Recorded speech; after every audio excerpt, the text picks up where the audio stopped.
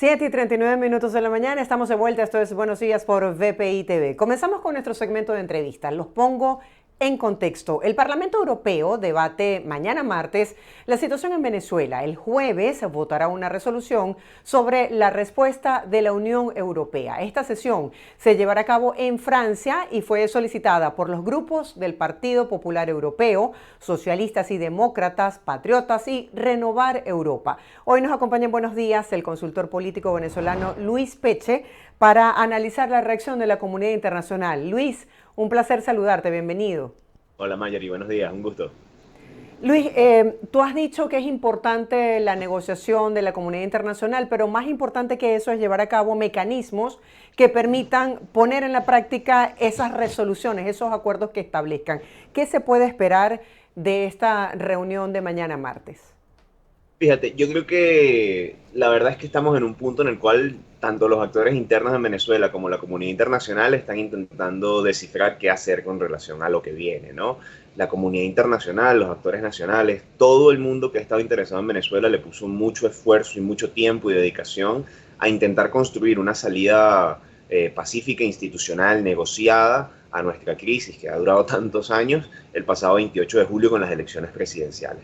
En este punto, lamentablemente, bueno, todo indica que esa fecha del 28 de julio no pudo marcar ese cambio por el cual se trabajó tanto y se generaron acuerdos respaldados por la comunidad internacional y los actores principales de la vida política en Venezuela, como el Acuerdo de Barbados, el Acuerdo de Qatar, etcétera.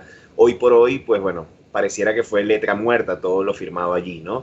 Entonces, todos esos esfuerzos de articulación que se están generando, como bien decías tú, con esta reunión, por ejemplo, de la Comisión Europea, Parlamento Europeo, estos espacios de articulación de actores en Europa, pero también en Latinoamérica y en Estados Unidos se están buscando espacios para reconstruir una estrategia política, pues lo que buscan es eso, ver cómo seguir en adelante en lo que resta de año y lo que viene para 2025 para, bueno, una de dos cosas, intentar generar una estrategia que genere ese espacio de reinstitucionalización para el país, o de lo contrario, en caso de no haber, digamos, una respuesta positiva por parte del gobierno venezolano, pues ver cómo intentar generar un cambio de actitud.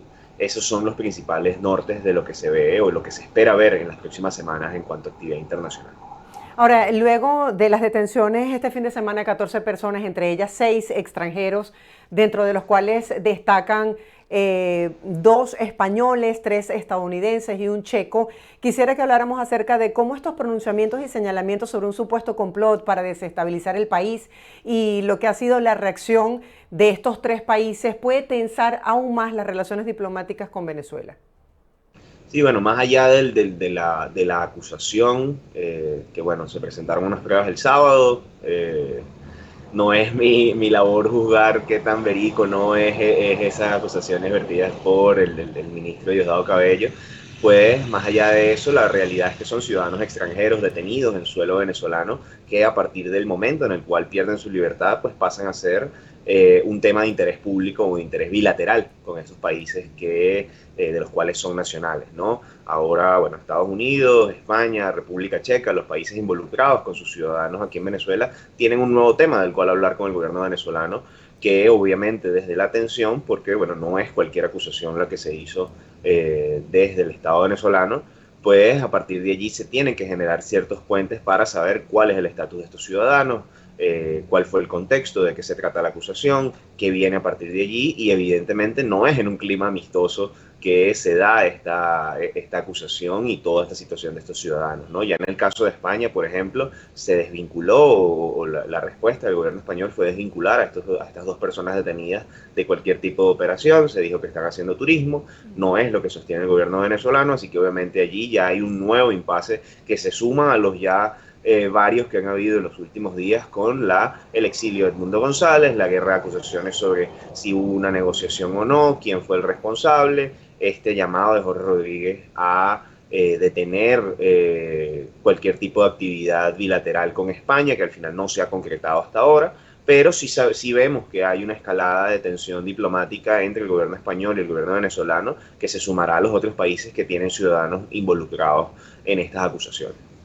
Claro, lo que sí es cierto es que tanto el gobierno español como el americano han pedido a la administración de Nicolás Maduro que publique los resultados de las actas electorales para que se pueda verificar de manera independiente justamente cuáles son esos resultados.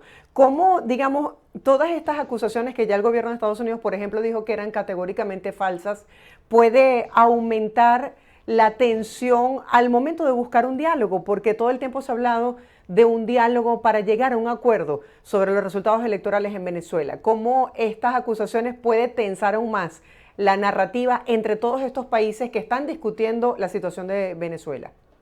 Bueno, es que al final, digamos, el esclarecimiento de la verdad de lo sucedido el 28 de julio es fundamental para poder avanzar. Y ya no es solamente un clamor internacional, es que incluso en el precepto de esta sentencia del TCJ que fue desconocida por la comunidad internacional y por los actores políticos nacionales que reclaman el triunfo del 28 de julio, la propia sentencia del TCJ en teoría obliga al CNE a hacer públicos los resultados electorales. Ya van 50 días y no se han hecho públicos, ¿no? Ni yo ni cualquier ciudadano puede entrar a la página hoy del CNE a revisar cómo quedó la elección en su centro de votación. Eso es algo, bueno, que evidentemente es lo que mantiene en vilo tanto a la comunidad internacional como genera esa tensión a lo interno del país, y es a lo que están empujando. Hace minutos el presidente de gobierno de España, Pedro Sánchez, también hizo una declaración en ese mismo sentido, y es la base de todo el sustento del reclamo que hoy une a una comunidad internacional de forma bastante amplia, porque bueno, el gobierno socialista de Pedro Sánchez está bajo el mismo paraguas de la misma exigencia que el gobierno de Javier Milei, que es de derecha, o Luis Lacalle Pou en Uruguay, que es de derecha, ¿no? Esa amplitud de la coalición genera que el reclamo, digamos, sea lo suficientemente amplio como para mantener a tantos países bajo el marco de la misma exigencia. Luego de allí es lo que te comentaba al principio de la entrevista. Bueno, pasan los días, no se genera ningún tipo de publicación de resultados electorales detallados. Bueno, ¿cómo avanzar? ¿Qué hacer ahora? Ese es, digamos, el laberinto en el cual está la comunidad internacional y los actores políticos de Venezuela. Claro, veíamos este fin de semana pronunciamientos de la plataforma unitaria pidiendo la liberación de los presos políticos. María Corina Machado, que hablaba sobre cómo obligaron a Edmundo González Urrutia a salir del país, y decía justamente que anunciaba esta próxima movilización para el 28 de septiembre. ¿Qué se puede esperar de estas concentraciones a nivel interno y también a nivel externo de la comunidad internacional? Bueno, dados los recientes episodios, bueno, que llevan a una cifra de más de 2.000 detenidos aquí en Venezuela, el papel de los venezolanos en el exterior cobra mucho sentido y, digamos, tiene un peso específico.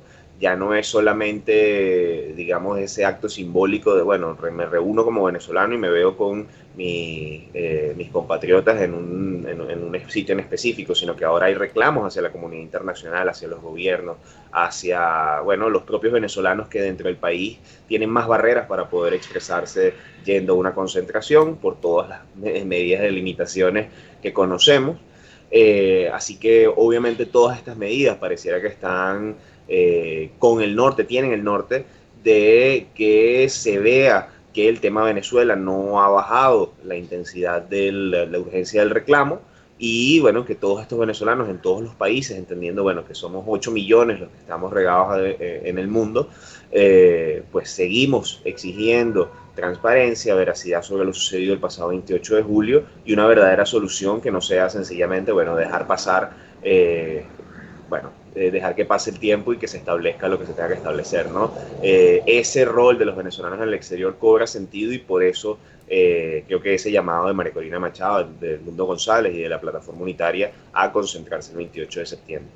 Se acorta cada vez más el tiempo para el próximo 10 de enero. María Corina decía que Edmundo regresará a Venezuela para tomar posesión. ¿Cuál es el papel que puede tener en este momento Edmundo González Urrutia y cuál es su capacidad de operación desde el punto de vista de dar a conocer a la comunidad internacional lo que ha pasado en nuestro país?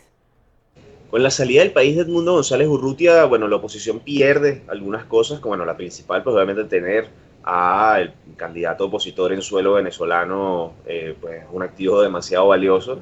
Se pierde ese recurso, pero se ganan otras cosas, ¿no? Edmundo González es un diplomático de carrera que, bueno, evidentemente su mundo es el tema de las relaciones con otros países, el establecimiento de reuniones, de agenda, y a partir de allí pues nada, a partir de ahora Edmundo González tiene cierta libertad, aparentemente puede participar en actos políticos, puede participar en reuniones políticas, puede desplazarse fuera de territorio español, según lo dicho por su abogado. Eso obviamente le da a la oposición pues un activo bastante importante en cuanto, bueno, es una persona con muchísima experiencia, le dedicó su vida a este tema de las relaciones internacionales, de la diplomacia, etcétera. Y a partir de allí, pues nada, puede comunicarse con otros jefes de Estado, con otros gobiernos. Es muy probable que veamos a Edmundo González sosteniendo reuniones del tipo de las que ya vimos en los últimos días, apenas llegando a España en su primera semana, ya se reunió con Pedro Sánchez y con 3 expresidentes de gobierno españoles.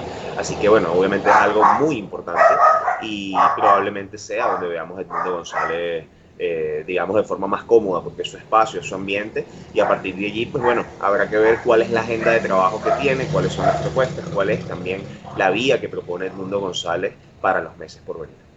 Ahora, insisto en lo que decía la plataforma el día de ayer, que decía hacer política no es un delito. En base a esta nueva convocatoria, ¿cuál crees tú que sean las expectativas que maneje la gente sobre salir a una concentración?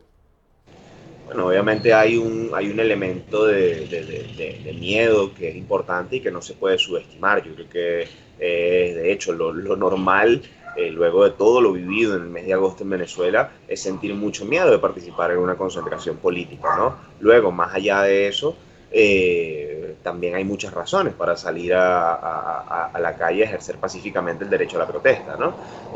Creo que ya de allí pues es una decisión muy personal. Creo que en la última concentración de María Corina Machado en Caracas se vio un nutrido grupo de personas, si mal no recuerdo, un miércoles a las 11 de la mañana, que no es un horario fácil para hacer una concentración política, y se vio un nutrido grupo de personas acompañándola, ¿no? Sin embargo, creo que la oposición ha sido bastante prudente en el uso de sus convocatorias, porque bueno, luego de la última concentración vivimos minutos después la persecución en vivo a los diputados Diallo Pilieri y Juan Pablo Guanipa, ¿no? Esta es una situación que, bueno, evidentemente te muestra cuáles son los riesgos de convocar una protesta política en este contexto y, bueno, pues te genera ese mismo miedo del que te hablaba al principio. Veremos de aquí al 28 si se da una convocatoria finalmente en Venezuela. El contexto de lo que ha venido cambiando y los riesgos han venido aumentando, sobre todo para el liderazgo político que forma parte de esas concentraciones y que las lidera. Pero bueno, hay que ver, esa es una decisión política, creo que no se ha confirmado si va a haber una movilización en Caracas. Pero bueno, es importante ver hasta qué punto es seguro convocar o no, tomando en cuenta pues, la seguridad personal de los asistentes. María Corina ha dicho que hoy más que nunca la administración de Nicolás Maduro se encuentra débil y sola. Desde el punto de vista de los últimos pronunciamientos internacionales que han surgido, ¿cómo ves tú los escenarios? Bueno, no es una situación fácil para ningún actor, ni para la oposición ni para el gobierno. Creo que estamos probablemente en uno de los peores escenarios que se manejaba pre-28 de julio, que es, bueno, un resultado que está completamente en disputa, en el cual la oposición ha mostrado pruebas de las actas recogidas por sus testigos y que son emitidas por el Consejo Nacional Electoral, que dan, según esos resultados, una victoria de Edmundo González y una institucionalidad venezolana que tiene otra realidad, por llamarlo así. Son dos realidades que chocan. En esta realidad oficial, por llamarlo de alguna forma, pues todas las instituciones hasta el momento han cerrado filas con Nicolás Maduro y han dicho, bueno, los resultados son los que son, más allá de que no hay pruebas al respecto. Entonces, obviamente estamos en uno de los peores escenarios porque en la medida que pase el tiempo, que no hay establecimiento de mecanismos para intentar dilucidar lo sucedido el 28 de julio e intentar seguir hacia adelante, pues nos aventuramos a un espacio de mayor confrontación porque, bueno, básicamente hay un desconocimiento de una realidad por parte de los actores, ¿no?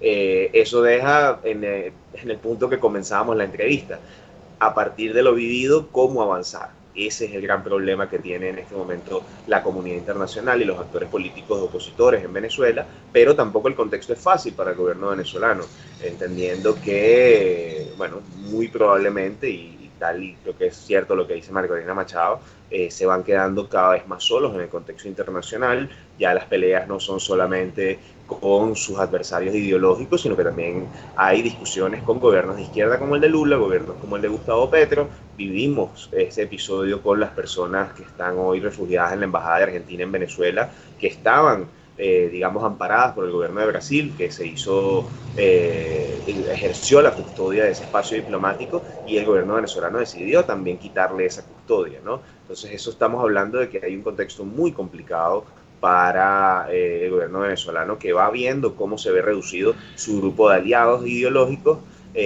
incluso no lo están acompañando en este contexto, ¿no? En ese sentido, pues lo que veremos en los próximos meses probablemente es un proceso de reagrupar fuerzas, de intentar recalibrar la estrategia por parte de la comunidad internacional y ver cómo plantear el año 2025, tomando en cuenta este contexto tan complicado para el país.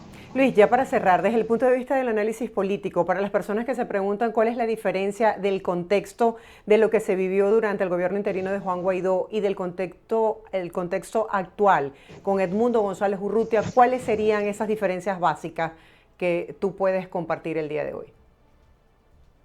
No, a ver, hay muchísimas diferencias, ¿no? Yo creo que lo principal es ese hito del 28 de julio, ¿no? Cuando en 2019, comenzando ese año, se planteó la posibilidad de que Juan Guaidó asumiera la presidencia interina, se hizo pues interpretando un artículo constitucional, ¿no? Y esto ante el reclamo opositor de que el proceso de mayo de 2018 no contaba con los requisitos para poder participar. En ese momento había una lucha de narrativas con relación a la legitimidad del proceso, ¿no? El gobierno venezolano decía, bueno, ellos pudieron participar y no quisieron, ganó Maduro, ¿no? En este momento es diferente porque estamos amparados, por llamarlo de alguna forma, en el proceso del 28 de julio, en el cual millones de personas vimos y participamos en una elección que dejó unos resultados, ¿no? Y esa defensa de esos resultados por parte de la oposición es el principal argumento que hoy une a la comunidad internacional.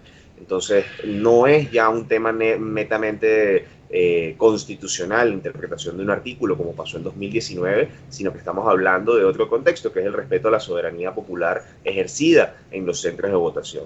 Ya por ahí, pues obviamente estamos hablando de dos procesos distintos, ¿no? Creo que la oposición, sin embargo, también tiene que, pues bueno, intentar hacer ver cómo va a ser su ruta creíble, para, bueno, transformar ese reclamo en algo más. De lo contrario, bueno, en la medida que pase el tiempo y si vemos que comienza el año 2025 con Maduro, bueno, poniéndose la banda presidencial, ejerciendo acciones de gobierno, etcétera, pues evidentemente hay una sensación de desgaste que muy probablemente va a llegarle al público opositor, que va a decir, bueno, esto no ha cambiado y estos paralelismos pues puedan llegar. Pero por el momento, evidentemente, estamos hablando de dos procesos bastante distintos en la práctica y en la teoría, porque la verdad es que vivimos dos cosas distintas en un periodo y en el otro. Luis, gracias por acompañarnos el día de hoy. Feliz semana para ti. Bueno, seguiremos monitoreando los hechos noticiosos en relación con Venezuela. Seguro, muchas gracias por la invitación. Gracias. Era Luis Peche, consultor político venezolano. Hacemos una breve pausa comercial. Quédense allí, conectados con la señal de BPI TV. Al regreso, mucha más información.